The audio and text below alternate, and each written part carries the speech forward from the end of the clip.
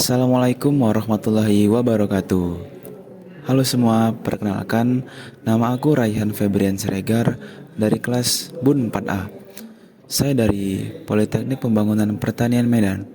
Nah, puji syukur kita panjatkan kehadiran Allah yang Maha Kuasa karena pada kesempatan kali ini kita masih bisa berkumpul, berdiskusi, dan belajar bersama mengenai satu isu yang sangat dekat dengan masyarakat desa, namun sering luput dari sorotan, yaitu tentang kulit buah kakao.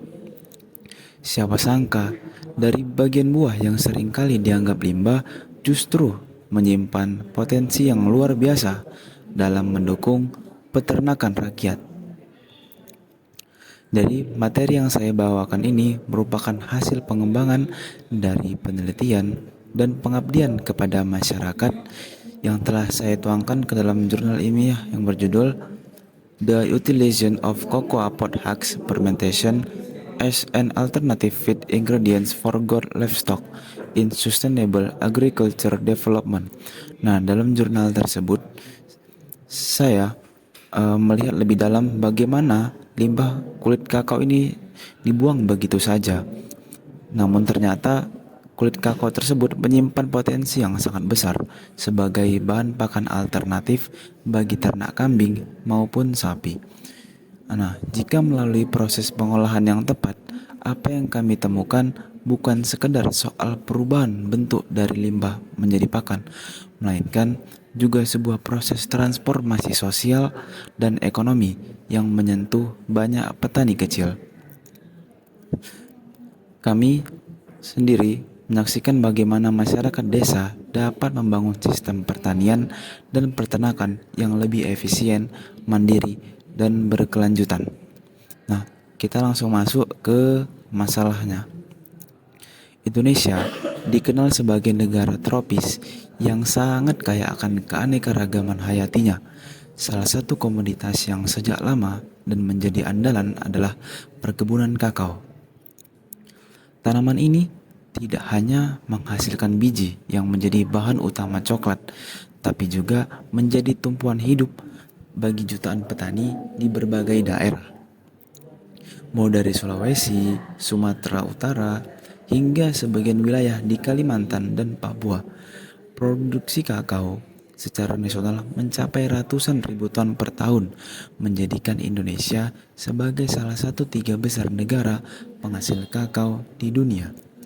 Namun, di balik angka-angka yang membanggakan itu, tersembunyi persoalan yang nyaris tak pernah dibicarakan secara serius, yakni persoalan limbah kulit kakao.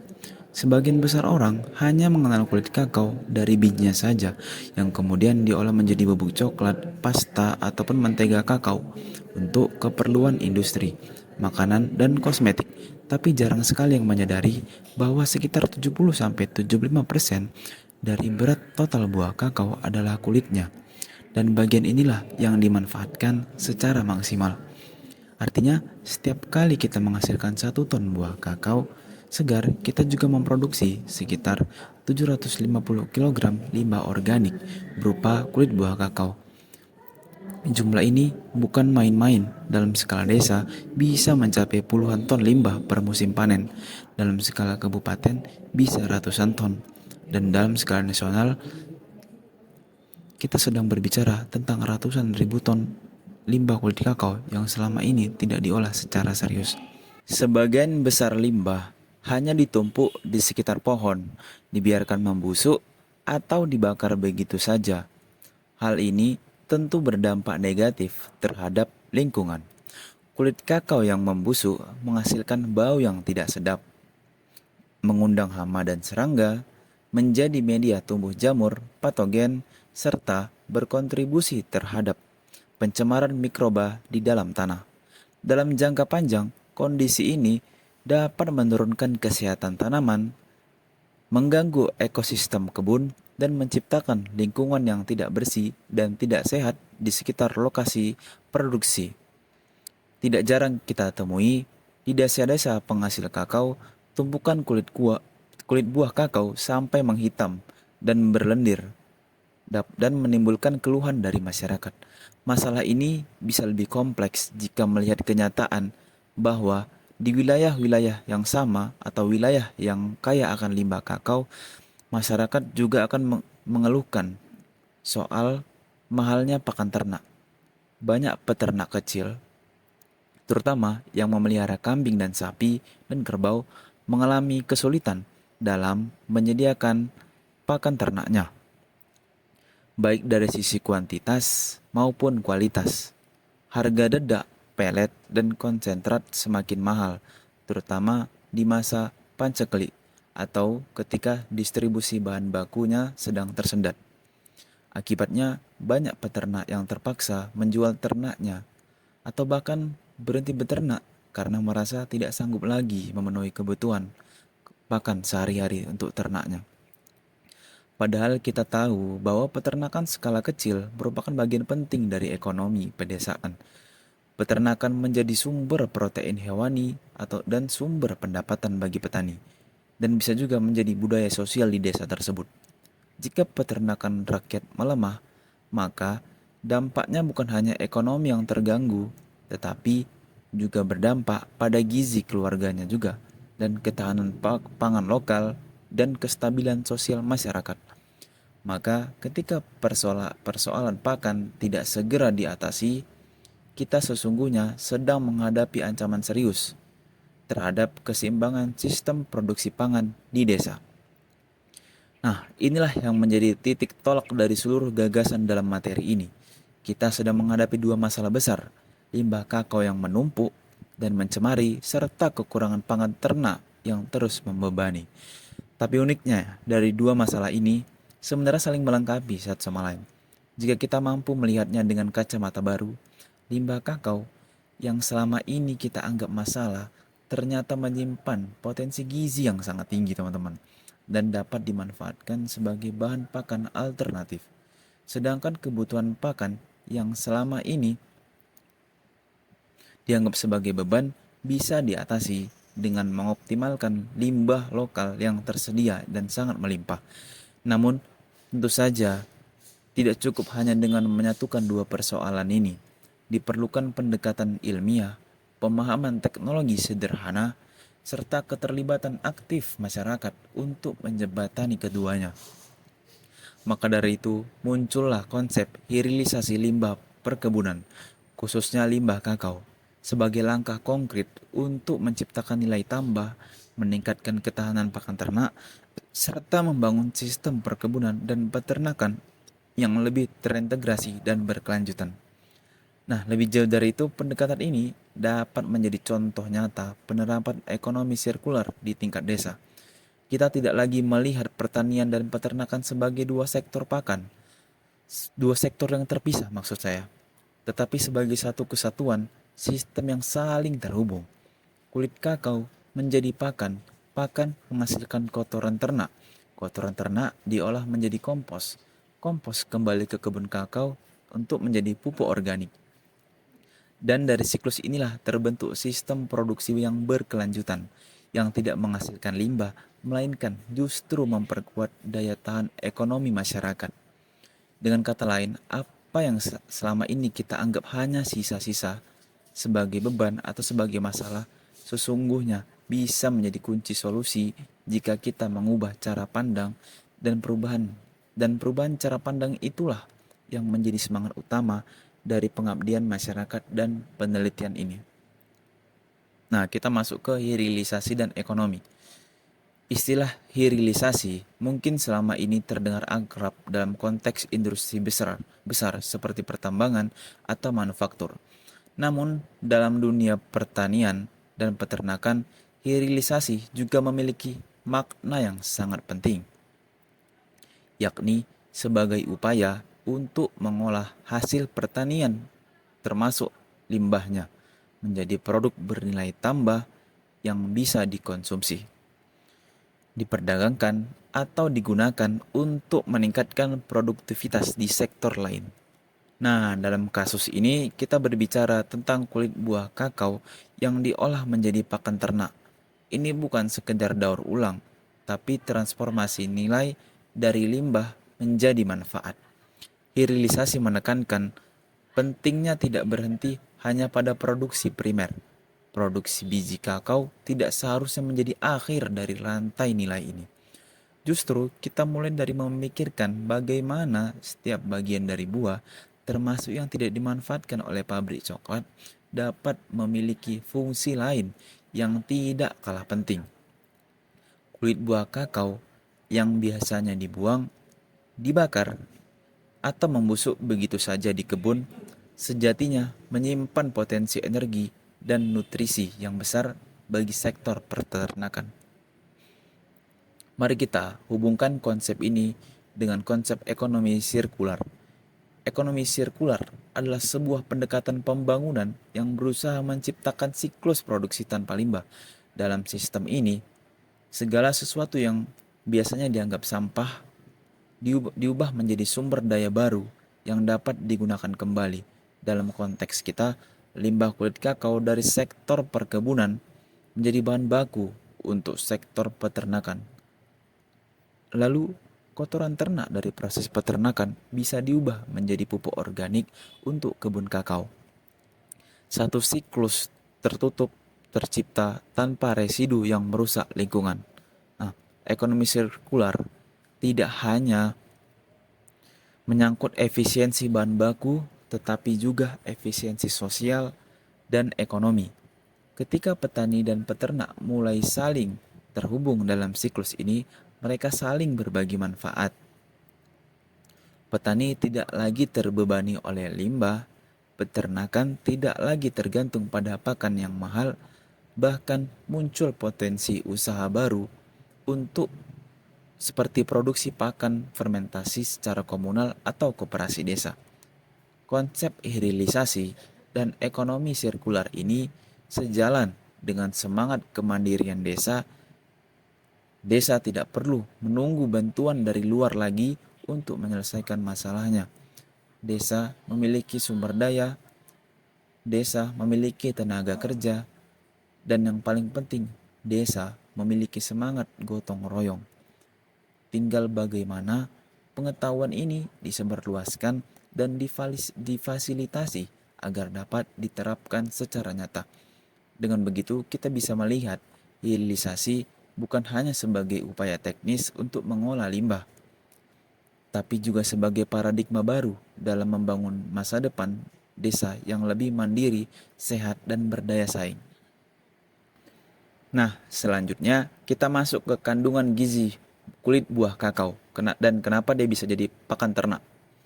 Ketika kita membicarakan kulit buah kakao sebagai pakan ternak, hal pertama yang harus kita pahami adalah komposisi gizinya. Karena tidak semua limbah organik layak dijadikan pakan, tapi kulit buah kakao setelah diteliti secara ilmiah menunjukkan bahwa ia bukan sekedar sisa buah yang tak berguna, melainkan sumber nutrisi yang sangat menjanjikan. Dalam bentuk kering, kulit buah kakao mengandung berbagai zat gizi penting yang dibutuhkan oleh ternak. Di antaranya adalah protein kasar sebesar 11,71%, serat kasar mencapai 20,79%, lemak sekitar 11,80%, dan bahan ekstrak tanpa nitrogen sebesar 34,90%. Nah, angka-angka ini bukan sekedar hanya statistik. Mereka menggambarkan betapa padatnya kandungan nutrisi di dalam setiap kilogram kulit buah kakao yang kita hasilkan. Mari kita telah satu persatu. Protein kasar misalnya merupakan unsur penting dalam membentuk otot dan jaringan tubuh hewan. Tanpa asupan protein yang cukup, pertumbuhan ternak akan lambat, daya tahan tubuh menurun, dan produktivitas baik itu daging, susu maupun reproduksinya akan terganggu. Nah, karena kulit kakao memiliki kadar protein yang kasar dan cukup signifikan untuk menopang kebutuhan dasar ini. Apalagi jika kita bandingkan dengan rumput biasa yang hanya memiliki sekitar 5-7% protein kasar. Serat kasar sebesar 20,70% juga memberikan manfaat tersendiri. Serat membantu memperlancar proses pencernaan, terutama pada ternak ruminansia seperti kambing dan sapi. Serat berfungsi sebagai pengatur kerja rumen, menjaga kestabilan fermentasi mikroba dalam perut hewan, serta mencegah gangguan pencernaan seperti kembung dan sembelit dalam kadar yang tepat. Serat adalah pelumas biologis bagi sistem pencernaan ternak. Lemak sebesar 11,80% juga memberi kontribusi energi yang tinggi. Lemak adalah sumber energi padat yang dibutuhkan oleh ternak, terutama saat masa pertumbuhannya atau saat masa menyusuinya. Sumber lemak dalam pakan akan membantu menjaga stamina hewan, sekaligus meningkatkan cita rasa pakan agar lebih disukai oleh ternak tersebut. Kemudian yang tak kalah penting juga adalah bahan ekstrak tanpa nitrogen sebesar 34,90%. Ini mencakup gula sederhana, pati, dan senyawa karbon lainnya yang mudah dicerna. Komponen ini menjadi cadangan energi cepat yang sangat diperlukan dalam aktivitas harian hewan ternak. Tanpa bahan ekstrak ini, ternak jadi mudah lelah, pertumbuhannya melambat, dan performa kesehatannya juga menurun. Namun di balik kandungan gizi yang mengesankan ini, terdapat juga tantangan tersendiri. Kulit buah kakao mengandung zat anti nutrisi seperti tanin dan theobromine. Kedua senyawa ini bersifat menghambat pemanfaatan zat gizi oleh tubuh ternak. Tanin bisa mengikat protein dalam pakan sehingga tidak bisa diserap secara maksimal oleh tubuh. Akibatnya, meskipun pakan kaya akan protein, ternak tetap kekurangan asupan. Sementara theobromine, senyawa khas dari tanaman kakao, dapat mengganggu kerja sistem saraf dan mikroba rumen, terutama jika dikonsumsi dalam jumlah besar dan kondisi mentah. Karena itulah penting untuk memberikan kulit kakao secara langsung kepada ternak tanpa proses terlebih dahulu.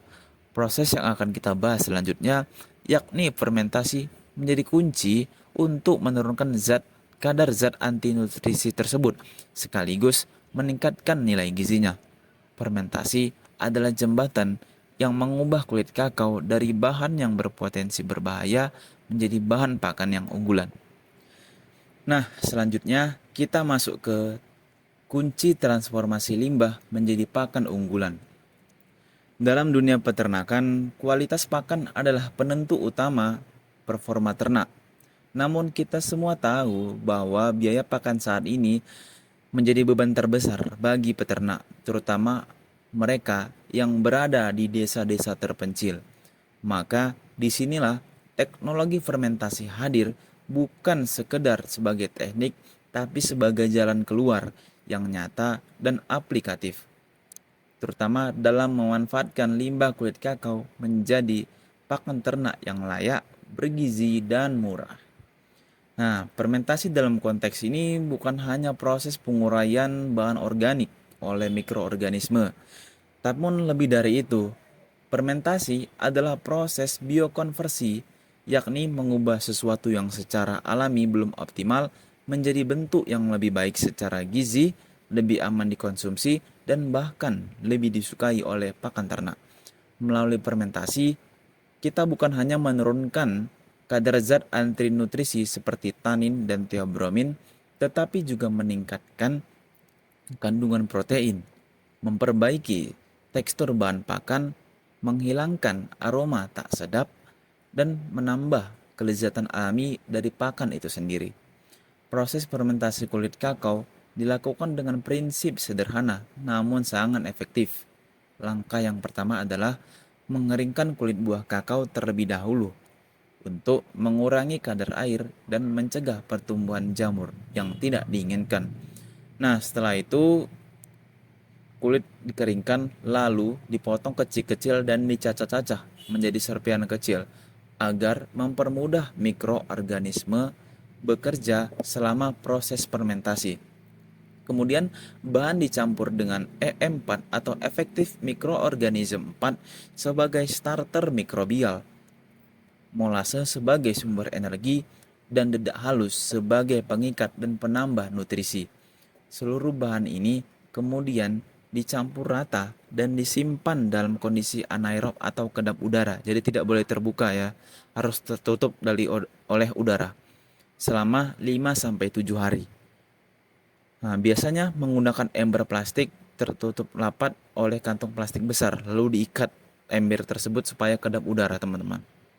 Nah, apa yang terjadi selama proses fermentasi bukanlah proses yang biasa. Mikroorganisme seperti Lactobacillus atau Saccharomyces dan Bacillus subtilis mulai bekerja secara aktif. Mereka mencerna zat-zat kompleks dalam kulit buah kakao, mengubahnya menjadi bentuk yang lebih sederhana dan mudah diserap oleh pencernaan ternak. Tanin yang tadinya tinggi dan membuat rasa sepat berkurang drastis. Theobromin yang bisa mengganggu mikroba fermen diturunkan kadarnya secara signifikan.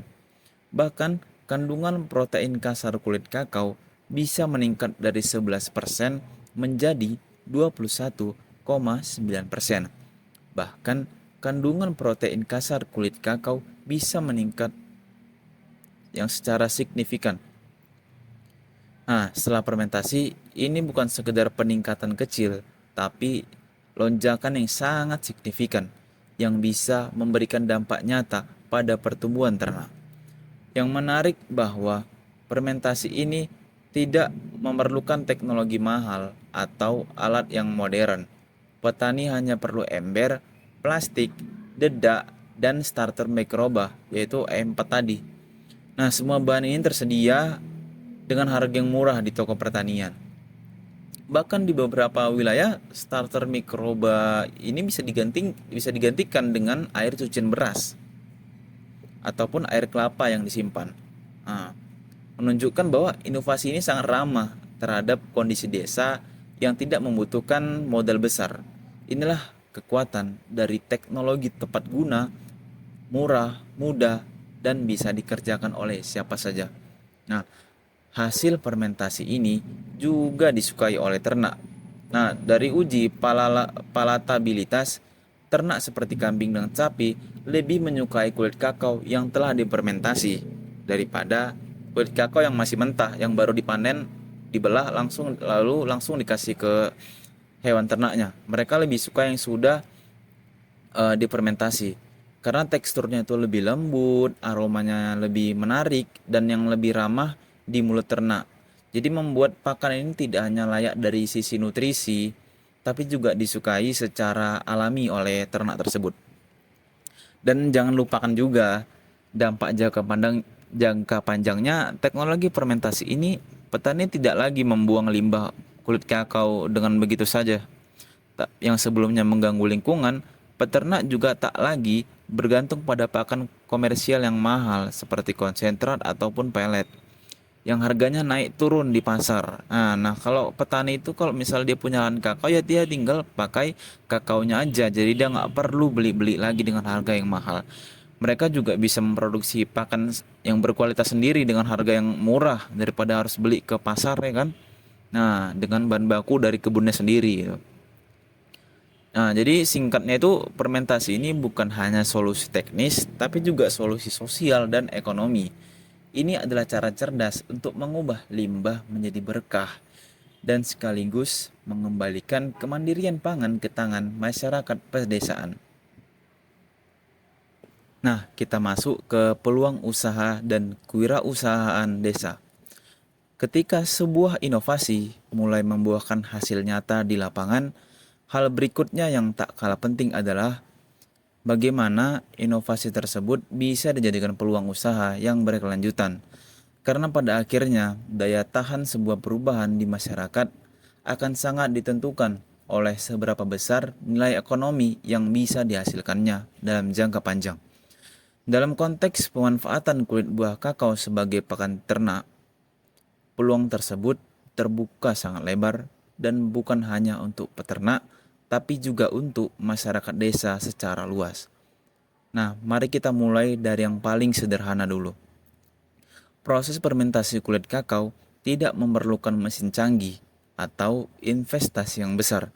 Dengan alat-alat seperti ember plastik, plastik terpal, gunting cacah, dan starter mikroba seperti E4, masyarakat sudah bisa mengubah tumpukan limbah menjadi produk pakan bernilai jual yang tinggi.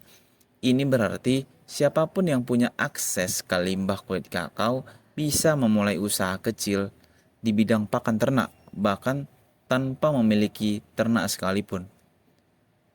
Jadi walaupun mereka tidak punya ternak, seseorang tuh bisa menjalankan usaha pembuatan dan penjualan pakan fermentasi kulit kakao. Jadi kita bisa bayangkan unit-unit kecil di desa, baik dalam skala individu maupun kelompok tani, yang secara rutin mengumpulkan kulit buah kakao dari kebun sekitar, lalu mengolahnya menjadi pakan fermentasi yang dikemas dalam kantong-kantong ukuran kecil yang berukuran 5-10 kilogram. Produk ini kemudian bisa langsung dijual gitu ke peternak lokal, koperasi peternakan, atau bahkan keluar daerah melalui jalur distribusi sederhana. Dengan harga jual yang lebih murah dari pakan pabrik yang lumayan mahal harganya, tetapi gak kalah soal kualitas gizi.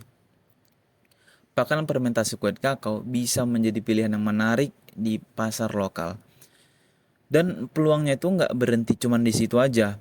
Jika kelompok tani atau pemuda desa mau berinovasi lebih jauh, mereka bisa mulai membranding produk pakan fermentasi ini secara komersial. Misalnya, dengan memberinya label dan melakukan promosi sederhana lewat media sosial, entah dari poster ataupun dari iklan-iklan yang mereka buat, yang apalagi di era digital ini. Jadi usaha desa itu nggak harus selalu bergantung pada pasar tradisional.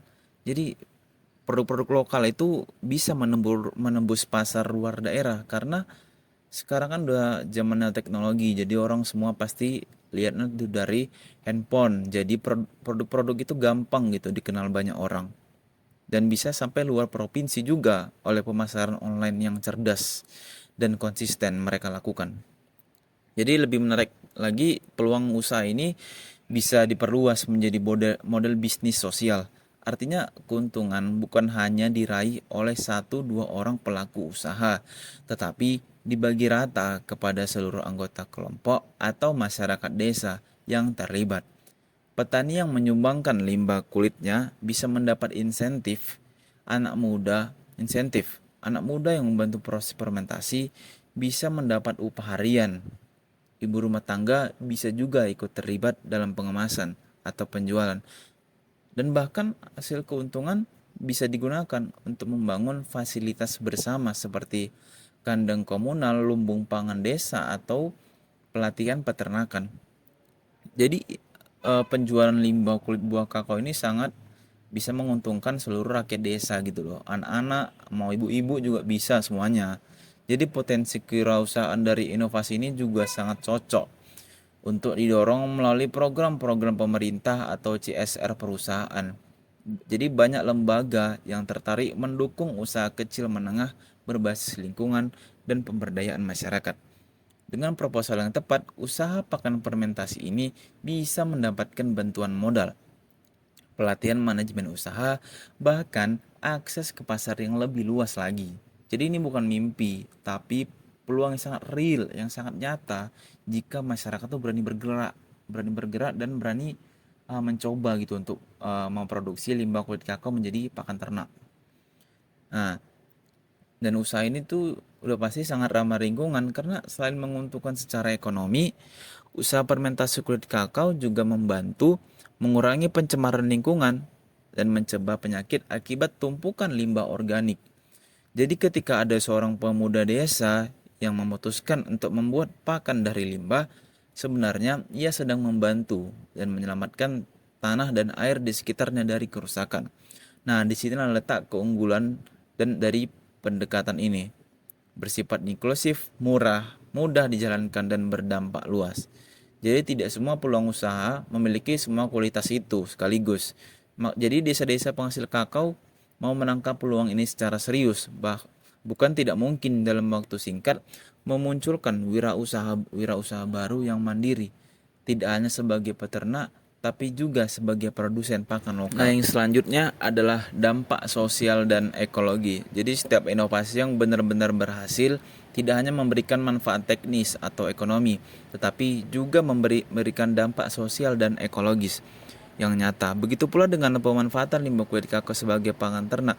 Meskipun awalnya hanya ditujukan untuk mengurangi limbah dan menekan biaya pangan, namun pada kenyataannya penerapan inovasi untuk ini menyentuh lebih dalam lagi sehingga mempengaruhi struktur sosial di desa dan hubungan manusia dengan lingkungannya. Jadi mari kita lihat dari sisi lingkungan dulu. Jadi tumpukan kulit buah kakao yang dibiarkan membusuk secara alami tidak hanya menimbulkan bau yang tidak sedap, tapi juga bisa meresiko mencemari tanah dan bisa mencemari air juga. Apalagi jika limbahnya itu dalam jumlah banyak dan dibiarkan begitu saja di pinggir kebun. Nah, jadi ini menciptakan habitat baru, yaitu habitat baru bagi lalat dan hama ataupun penyakit pada tanaman kakao. Jadi dia bisa menyebar. Jadi kulit buah kakao itu jadi tempat perkembangbiakan hama tersebut dan dapat merusak atau menyerang tanaman kakao yang lainnya. Dan walaupun kulit sudah difermentasi dan tidak habis dimakan ternak, bisa dijadikan pupuk organik kembali. Artinya dari awal ataupun sampai akhir tidak ada hal yang terbuang. Jadi semua itu terpakai. Jadi tidak ada sisa-sisa yang tersisa gitu. Nah, untuk dari sisi sosialnya, ketika proses fermentasi dilakukan bersama-sama oleh kelompok tani, ibu-ibu rumah tangga, remaja karang taruna maupun peternak, individu terbangun interaksi baru yang mempererat hubungan sosial antar warga. Jadi mereka tuh bersama-sama gitu membuat pakan ternak dari limbah kulit kakao ini. Dan mereka tidak melihat diri mereka lagi sebagai penerima bantuan, tapi sebagai pelaku inovasi itu sendiri. Jadi ketika seorang petani bisa mengolah limbah pakan dan hasil ternaknya meningkat, ia tidak hanya mendapatkan keuntungan ekonomi, tapi juga pengakuan sosial. Nah, kalau ketika ibu rumah tangga terlibat dalam proses pengemasan dan atau pemasaran, mereka tidak hanya mendapat tambahan penghasilan, tapi juga merasa lebih dihargai dalam struktur ekonomi keluarga. Jadi yang kerja itu nggak cuma ayah gitu yang bisa dapat uang. Jadi istri-istrinya pun juga bisa dapat uang gitu. Nah, dampak sosial lainnya juga terlihat dari tumbuhnya rasa kepemilikan kolektif atas inovasi ini. Jadi ketika masyarakat terlibat langsung dari setiap tahap dan tahapnya, dari pembuatan hingga evaluasi hasil, mereka merasa bahwa ini bukan proyek luar yang datang hanya sesaat, tapi melainkan gerakan bersama. Dan ketika sesuatu sudah dianggap milik bersama, maka keberlanjutannya akan lebih terjaga. Jadi orang tuh merasa ini tuh buatan mereka, jadi mereka harus memberdayakan inovasi ini gitu loh. Jadi mereka tidak lagi bergantung pada tim pengabdian yang datang ke desa mereka, jadi mereka bisa mengolah sendiri gitu tanpa bantuan pemerintah. Nah, untuk dari sisi ekologis dan sosial, inovasi ini menjadi jawaban atas dua krisis sekaligus. Krisis lingkungan akibat limbah dan krisis sosial akibat keterbatasan ekonomi desa.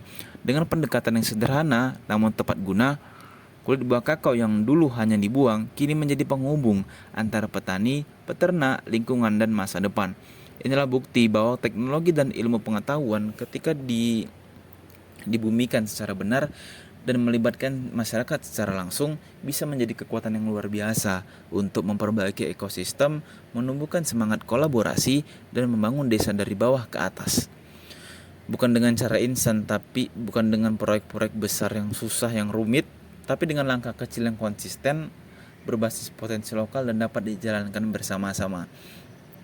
Nah, dari semua materi di atas kita masuk ke kesimpulan. Nah, jadi kesimpulannya itu dari semua yang udah kita bahas, satu hal yang bisa disimpulkan adalah bahwa limbah bukanlah akhir dari siklus produksi, melainkan awal dari potensi baru yang belum tergali. Kulit buah kakao yang selama ini hanya dianggap sampah dan dibuang begitu saja, ternyata menyimpan nilai yang luar biasa, baik secara nutrisi, ekonomi, sosial, dan maupun ekologis. Melalui pendekatan yang sederhana namun berbasis ilmu pengetahuan, kita bisa menyulapnya menjadi pakan ternak yang alternatif, yang aman, bergizi, dan terjangkau. Lebih dari sekedar pengganti dedak atau pelet, kulit kakao yang telah difermentasi membuktikan diri sebagai solusi nyata atas dua permasalahan sekaligus: mengurangi pencemaran limbah pertanian dan menjawab mahalnya biaya pakan yang selama ini menjadi keluhan utama peternak kecil.